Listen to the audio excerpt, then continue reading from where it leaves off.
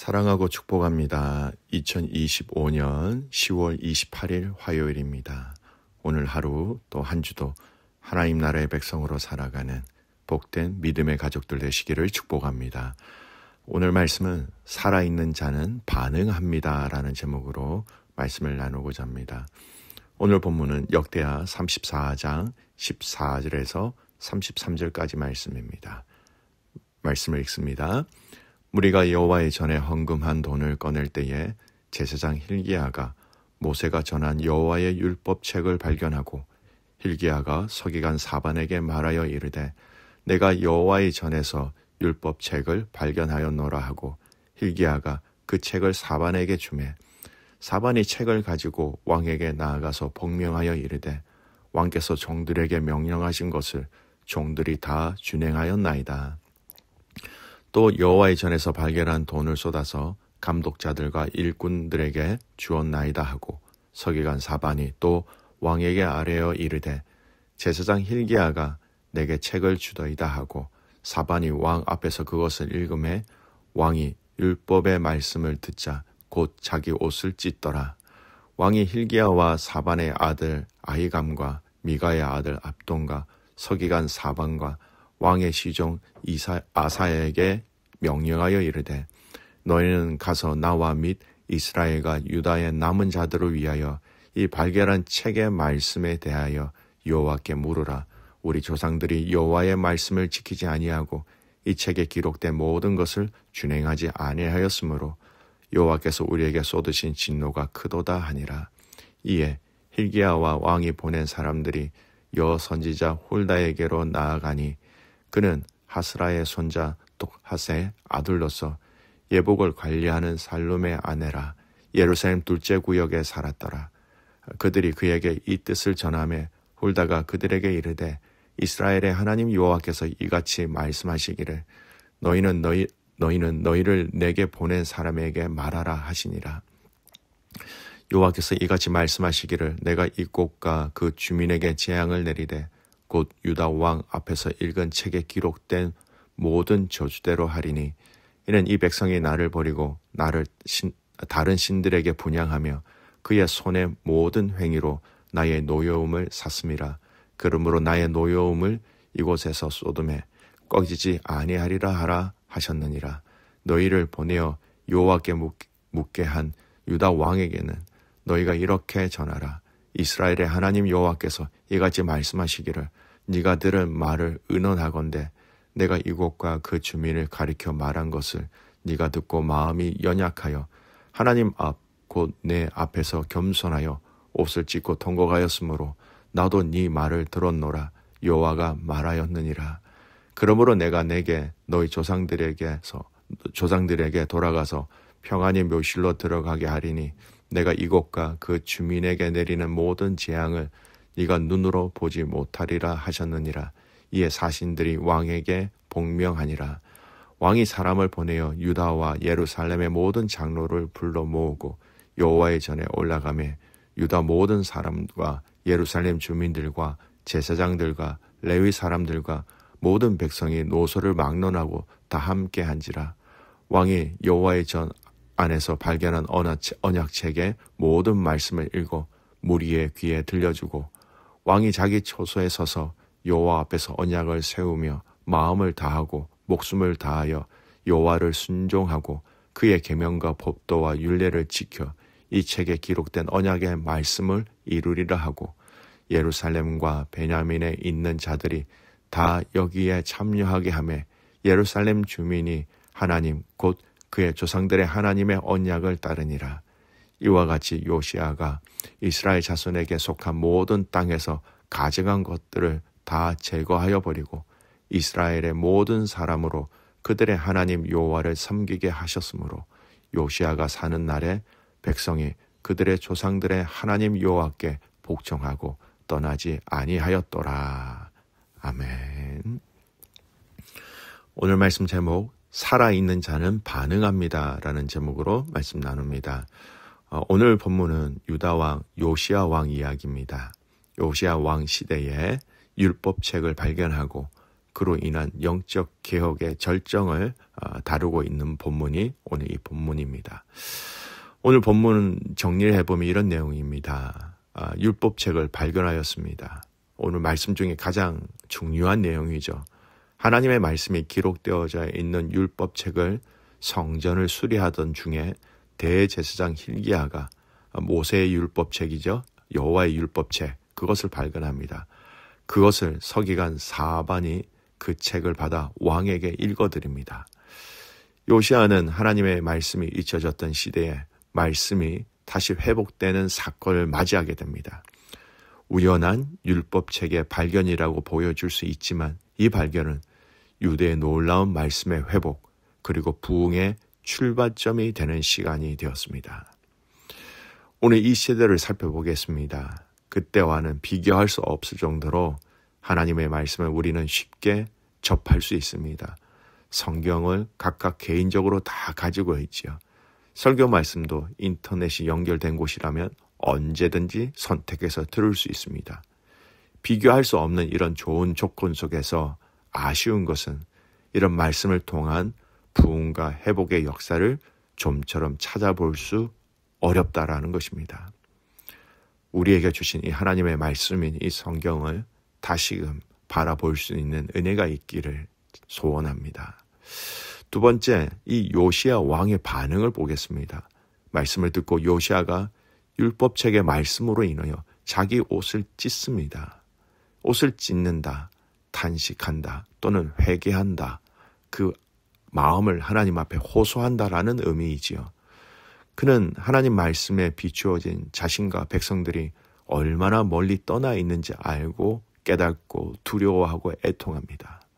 요시야는 제사장 hil기야와 몇 사람을 보내서 하나님의 뜻을 묻습니다. 그래서 선지자 훌다가 예언을 하죠. 예루살렘 제2구역에 사는 선지자 훌다를 통하여서 하나님의 말씀을 듣습니다. 유다와 예루살렘은 말씀을 버렸기 때문에 심판을 피할 수 없다. 그러나 요시야 왕은 말씀 앞에 겸손히 회개하였으므로 그가 사는 동안에는 평안히 죽게 될 것이다. 여러분, 이 말씀에 어떻게 반응하는가에 따라서 완전히 다른 결과가 있다라는 것을 알아야 합니다. 회개한 자들에게는 하나님의 긍휼하심이, 완악한 자들에게는 하나님의 심판이. 사랑하는 성도 여러분, 저와 여러분이 하나님의 말씀 앞에 반응할 수 있는 은혜와 반응할 수 있는 겸손이 있기를 소원합니다. 이 시대에 하나님 말씀 앞에서 우리는 점점 반응하지 않는 자들이 될 수 있다라는 것입니다. 바로 왕을 보십시오. 출애굽기 말씀에 보면 모세를 통하여 하나님의 메시지를 전달받았지만 그는 반응하지 않았습니다. 하나님이 모세를 통하여 내 백성을 보내라 라고 명령하셨으나 바로는 여러 재앙이 임할 때마다 임시적으로 굴복하다가 다시 마음을 완악하게 하였다는 것입니다. 유다 백성들을 보십시오. 예레미야 7장 말씀에 보면 하나님은 내 목소리를 들으라 라고 하셨으나 백성이 귀를 기울이지 아니하고 목을 굳게 하였다라고 얘기하고 있습니다. 마태복음 23장에는 바리새인들과 서기관들을 향하여 예수님이 말씀하시죠. 예수님의 말씀을 들었지만 형식적인 신앙과 외식으로 반응하지 않습니다. 하나님의 아들이신 예수님의 말씀에 회개하지 않습니다. 예레미야를 통한 이스라엘의 죄악을 설명할 때에도 말씀에 대해서 반응이 없었다라는 것을 우리는 알아야 합니다. 예레미야 6장 10절, 그들의 귀는 할례를 받지 못하여 들을 수 없으며 여호와의 말씀이 그들에게 욕이 되어 그것을 기뻐하지 아니하리라. 귀에 할례를 받지 못한다라는 것, 하나님의 말씀을 들을 준비가 되어 있지 않는다. 듣지만 순종하지 않는 완악한 마음을 의미한다라는 겁니다.